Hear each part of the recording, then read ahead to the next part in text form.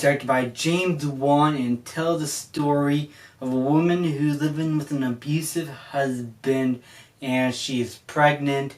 And in the film, it's explained that they have a very terrible relationship and she gets like miscarriages every time she like tries to have a baby. It's going to the point where her relationship with her husband is on the brink of an abusive relationship, and it starts to become one until a demon ghost of sorts named Gabriel comes out to terrorize her and kills her husband, and now she's seeing visions of his grisly murders.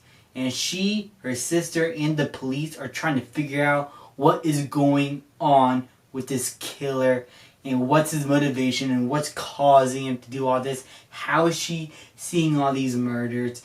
It's a very weird film. Now, James Wan is a director that I've been very interested in. His horror films, his action films.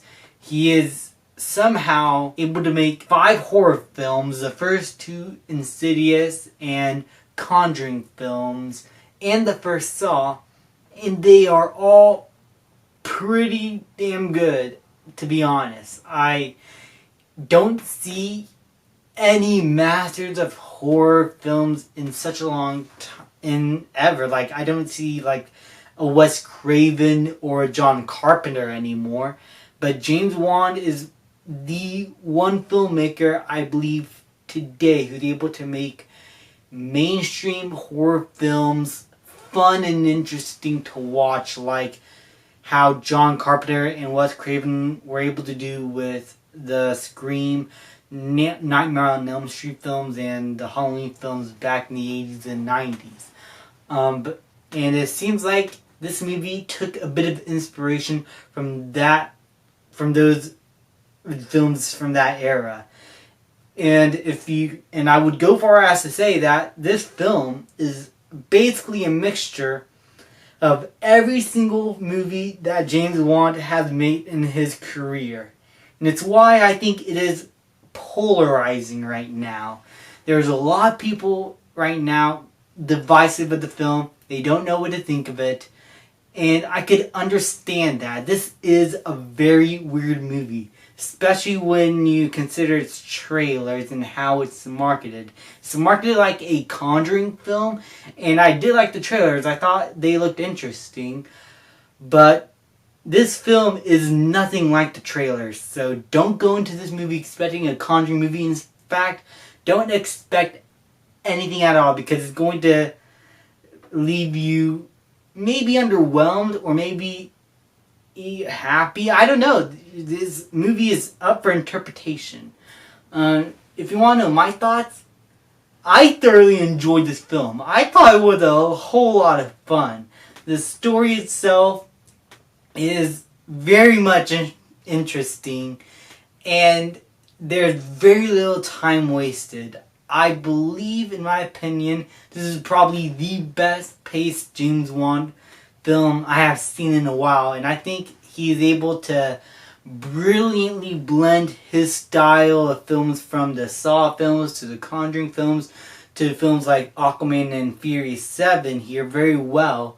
And it's a blend of campy action and horrific horror moments that will leave you on the edge of your seat, to the bloody brutalness of the Saw movies. It's crazy how this movie goes. And I'm not to spoil the twist, because the twist is the most interesting part about it. But it recontextualizes the entire film. It makes Gabriel, the villain of this film, possibly, in my opinion, one of the best horror villains I have seen in a slasher film. Because this, in my opinion, is a slasher movie. This guy, Gabriel, goes around killing people like a serial killer, like a Michael Myers or Freddy Krueger. But lately, whenever there's like a new slasher movie like The Gallows, it tends to feel like a cheap knockoff of the old classics like Halloween, Nightmare on Elm Street, or Friday the 13th. But here I feel like James Wan found a way to make this slasher character interesting. You learn a lot about him, you understand his motivations, but you are still wanting to see this dude like be brought to justice and make sure all these characters are okay, but you want to see him slash more people like in the old 80s movies with those old 80s characters. It's like Gabriel's a great villain. I'm very interested to see a lot of analysis videos deconstructing this character or the movie itself and explaining how either this character could work or how it could not. To me, I felt like the twist in the film recontextualizes his character and the entire story very well. The filmmaking, I'm going to be serious, this is probably James Wan's most creative film I've seen from him. Like, I love his style from Aquaman and Furious 7 and the style he has with the Conjuring films and Insidious, but because this movie blends all these styles together, it created something unique to the horror genre that I don't see more often. It reminds me of much of Sam Raimi's Evil Dead films in terms of the tone. It is a very horrific, they are very horrific movies, gruesome and brutal, but they are extremely campy. And this movie fits very well into that category of campy horror films from the 80s.